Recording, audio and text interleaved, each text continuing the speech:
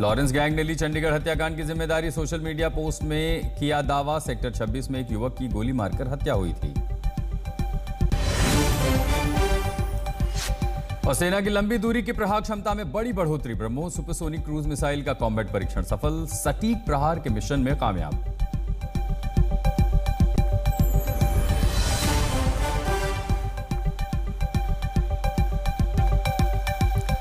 तो ब्रेक के बाद फिर आपका स्वागत है। बुलेटिन की शुरुआत करेंगे चंडीगढ़ की एक ब्रेकिंग न्यूज से, बड़ी खबर से। चंडीगढ़ के सेक्टर 26 टिम्बर मार्केट में कल शाम रिटायर्ड सब इंस्पेक्टर के बेटे इंद्रजीत सिंह पैरी की गोली मारकर हत्या कर दी गई। सूत्रों के मुताबिक इंद्रजीत सिंह पर हमलावरों ने 5 गोलियां चलाई। ताजा खबर यह है कि इस हत्या की जिम्मेदारी गैंगस्टर लॉरेंस बिश्नोई गैंग ने ली।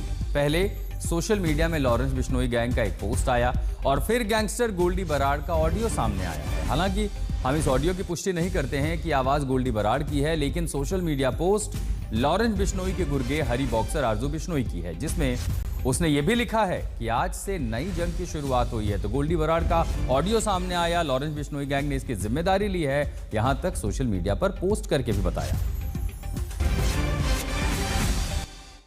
चंडीगढ़ के सेक्टर 26 में इंद्रप्रीत सिंह पैरी की गोलियां मारकर हत्या कर दी गई। पीजीआई लेकर जाया गया, लेकिन वहां पर ब्रॉड डेड पैरी को बताया गया। 6 बजे की ये घटना है और यही सेक्टर 26 की टिम्बर मार्केट है जहां पर ये वाक़या हुआ, जहां पर ये हमला किया गया। और यही गाड़ी थी जो आप देख रहे हैं, किया की CH01 CX 7605। और पुलिस ने इसको, हालांकि क्योंकि क्राइम सीन है तो इसको आप देखिए कि यहाँ पर कवर कर रखा है। और साथ साथ CFSL की टीम्स, चाहे वो जितने राउंड फायर हुए उसके राउंड हैं उनका मुआयना किया जा रहा है, उनके सैंपल्स लिए जा रहे हैं। और साथ साथ गाड़ी की किस तरीके की कंडीशन है उसको भी मॉनिटर किया जा रहा है, सैंपल्स लिए जा रहे हैं। हालांकि इससे पहले चंडीगढ़ की एसपी और IG चंडीगढ़ के पुष्पेंद्र के वो यहाँ पर आके गए हैं और उन्होंने इस स्पोर्ट का जायज़ा लिया है।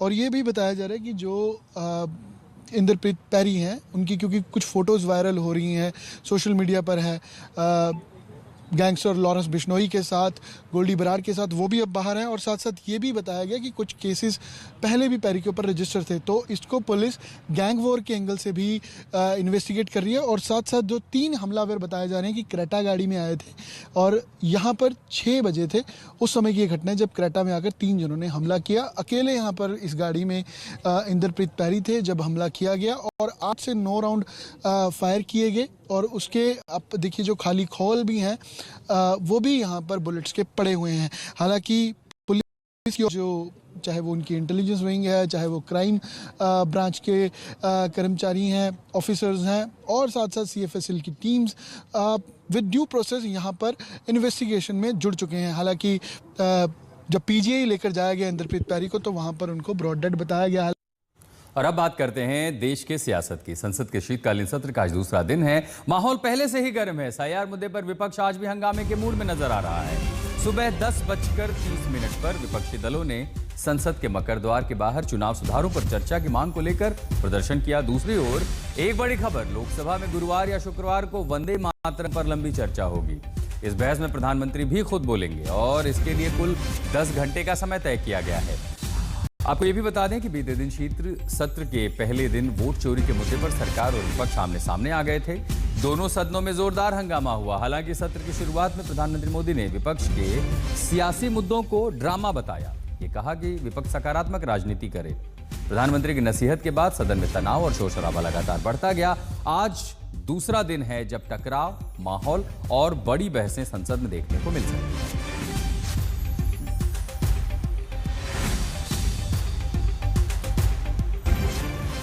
तो शीतकालीन सत्र के पहले ही दिन हंगामा देखने को मिला। वोट चोरी के मुद्दे पर सरकार और विपक्ष आमने सामने हैं। संसद के दोनों सदनों में मुद्दा जोर शोर से उठा। हालांकि सत्र की शुरुआत में पीएम मोदी ने विपक्ष के सियासी मुद्दों को ड्रामा करार देते हुए संसद में सकारात्मक सियासत की सीख दी।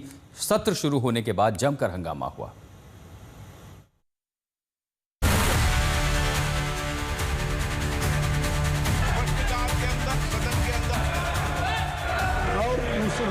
बिहार चुनाव के नतीजों के बाद संसद का शीतकालीन सत्र शुरू हुआ तो पक्ष विपक्ष के तर्कश में अपने अपने मुद्दे थे। विपक्ष एसआईआर के मुद्दे पर मोर्चा बांध कर तैयार था, तो प्रधानमंत्री ने बिहार की हार के बहाने विपक्ष पर वार किया।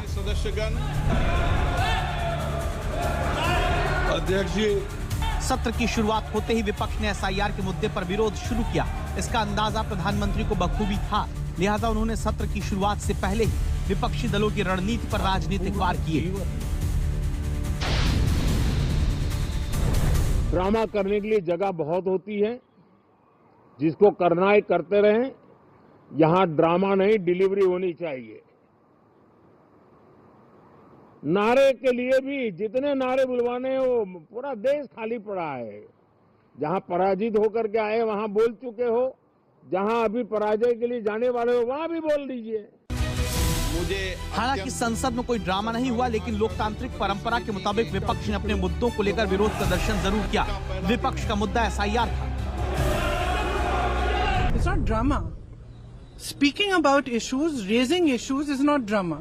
Drama is not allowing discussion. Drama is not having a democratic discussion about issues that matter to the public. SIR के मुद्दे पर एक तरफ दिल्ली में विपक्षी मोर्चा तैयार था, तो दूसरी ओर बंगाल में बीएलओ की मौतों को लेकर टीएमसी ने मोर्चा खोल रखा था। पीएम मोदी ने बंगाल में विरोध को लेकर तो कुछ नहीं कहा, लेकिन कांग्रेसी अगुवाई वाले विपक्षी गठबंधन को बिहार के नतीजे जरूर याद दिलाए। पराजय के निराशा में से बाहर निकल करके आए, और दुर्भाग्य है कि एक आध दो दल तो ऐसे हैं जो पराजय भी नहीं पचा पाते। और मैं सोच रहा था बिहार के नतीजे इतना समय हो गया है तो अब थोड़ा संभल गए होंगे, लेकिन कल जो मैं बयानबाजी सुन रहा हूं उनकी, तो उसे लगता है कि पराजय ने उनको परेशान करके रखा है। पीएम मोदी ने संसद में मौजूद पहली बार के सांसद और नौजवान सांसदों की परेशानियों का हवाला देते हुए विपक्षी दलों से कार्यवाही चलने देने की उम्मीद जताई और साथ में विपक्ष को ड्रामा की जगह डिलीवरी देने वाली राजनीति के टिप्स देने का ऑफर भी दे डाला। कि पिछले 10 साल से ये जो खेल खेल रहे हैं, देश स्वीकार नहीं कर रही है इन पद्धतियों को, तो अब थोड़ा बदलें, अपनी रणनीति बदले। मैं टिप्स देने के लिए तैयार हूं, उनको कैसे परफॉर्म करना चाहिए। मेरे जीवन में बदलाव आया जब से प्रधानमंत्री मोदी जी की जो क्लास ले, हर विपक्ष को आधे आधे घंटे विपक्ष को जाना चाहिए, प्रधानमंत्री जी को जरूर सुनना चाहिए। ये आप थोड़ी तय करेंगे कि हम किस बात के लिए आपसे बात करें, किस बात के लिए नहीं बात करें। आपने तो एसआईआर के अंदर पूरे देश के अंदर आप हाल देखिए क्या कर दिया। आप तो लोकतंत्र को सीधे सीधे खत्म करने पर आमादा है, तो उस पार्लियामेंट के मायने क्या रह जाएंगे अगर लोकतंत्र ही नहीं बचेगा। दरअसल एसआईआर के मुद्दे पर फिलहाल टीएमसी सड़कों से लेकर चुनाव आयोग तक की लड़ाई लड़ रही है। बीएलओ की मौत के मसले पर पूरा विपक्ष एक है और इसी मुद्दे को लेकर अब संसद में चर्चा की मांग कर रही है।